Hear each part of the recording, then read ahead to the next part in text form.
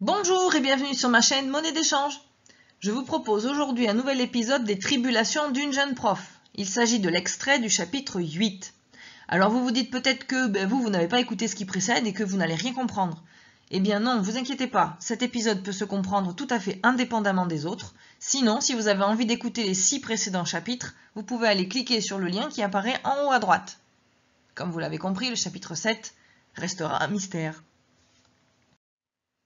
Ah, et avant de démarrer, j'ai oublié de vous dire, abonnez-vous, j'ai presque 200 abonnés, je compte sur vous.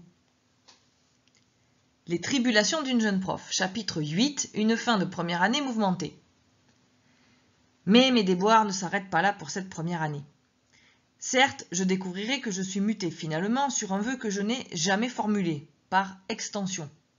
Oui, quand tout ce que vous avez demandé n'est pas disponible ou déjà pris par d'autres collègues plus chanceux, on vous mute là où il reste des places. Et quand il n'y a plus de place, vous devenez titulaire sur zone de remplacement, TZR. Donc, bouche-trou à la disposition de l'Éducation nationale.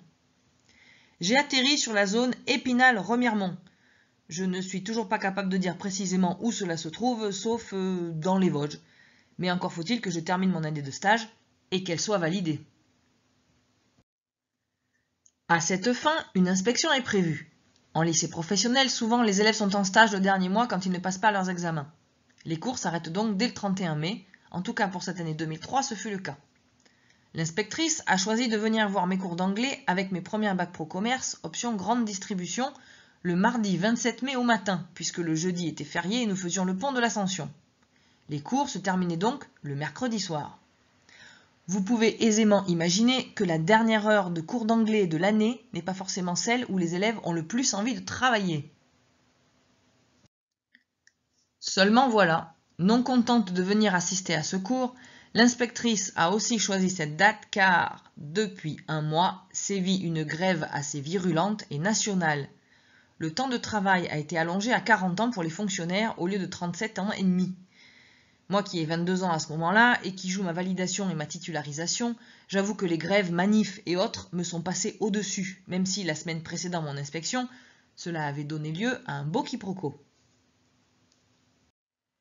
Effectivement, après 10 ou 15 minutes de cours, un surveillant était venu frapper à la porte de notre classe pour récupérer le billet d'appel. Étant donné qu'il y avait quelques élèves absents, il avait besoin des noms. Debout devant le tableau, je lui indique que je n'ai pas le cahier d'appel, mais que tous les élèves sont néanmoins présents. Il scrute alors la salle et d'un air étonné demande « Mais vous êtes tout seul en cours? Il est où le prof ?» L'idiote debout devant le tableau avec une craie à la main remplit sûrement cette fonction, non ? Aziz s'est empressé de triompher. « Madame, il vous a prise pour une élève, vous voyez, vous pouvez sortir avec nous vendredi soir !» J'en conclus surtout qu'après 9 mois passés dans cet établissement, la plupart du personnel me prend encore pour une élève et ne sait même pas qui je suis. De même que le vendredi après-midi suivant, aucun élève ne s'est présenté dans mon cours. L'internat était fermé et ils étaient déjà rentrés chez eux. N'ayant pas d'élèves au bout de 20 minutes, je suis moi-même rentré chez moi. Erreur! Quand on n'a pas d'élèves, on reste. Et on signale à la fin du cours qu'on n'avait personne. J'ai eu une journée de salaire retirée pour motif de grève. J'aurais dû signaler ma présence, même seule. Je n'ai jamais eu le cran d'aller dire que j'étais bienvenue ce jour-là. Bref, passons. Ce mardi 27 mai, 9 h, tout ce qui compte pour moi, c'est de réussir ma présentation devant l'inspectrice. Et j'ai mis le paquet.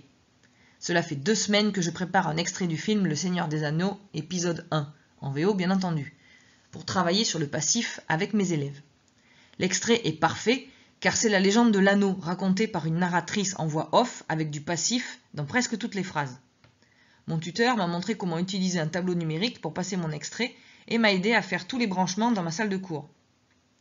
La seule heure de cours de l'année qu'il m'a aidé à préparer. Ou presque.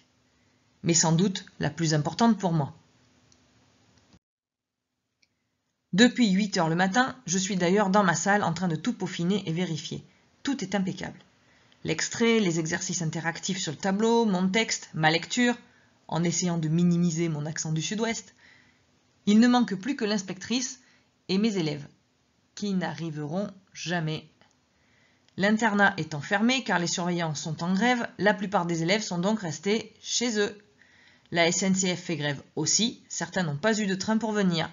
Je n'ai qu'une élève Elisabeth, qui habite tout près du lycée. L'inspectrice est là, elle. Paniquée, j'envoie Elisabeth demander au bureau de la vie scolaire où sont ses camarades. Elle me dit que le bureau est fermé de toute façon, que le CPE fait grève aussi. L'inspectrice se lève alors et sort sans un mot, laissant ses affaires sur la table, un calepin ouvert et un crayon, sa veste sur sa chaise.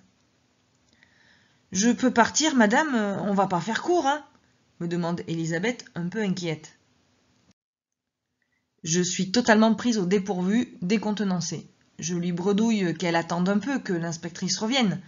Elle ne peut pas partir sans ses affaires de toute façon, ni sans rien me dire. Elle revient enfin au bout de 10 minutes interminables, avec le proviseur pour lui faire constater la salle vide ou presque. Celui-ci est bien ennuyé, mais ne voit pas bien ce qu'il peut y faire.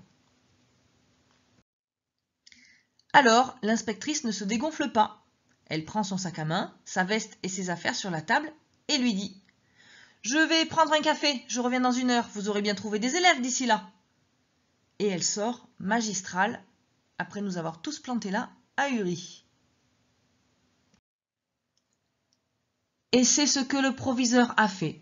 Il a trouvé 7 ou 8 élèves errant dans les couloirs, leur prof faisant grève, leur demandant d'aller assister à un cours d'anglais pour que la stagiaire puisse se faire inspecter. Parodie d'inspection. J'ai montré l'extrait du film à des élèves de CAP, de BEP, de Bac Pro, je ne sais même pas à qui en fait. J'ai proposé les exercices, j'ai interrogé. You, what's your name?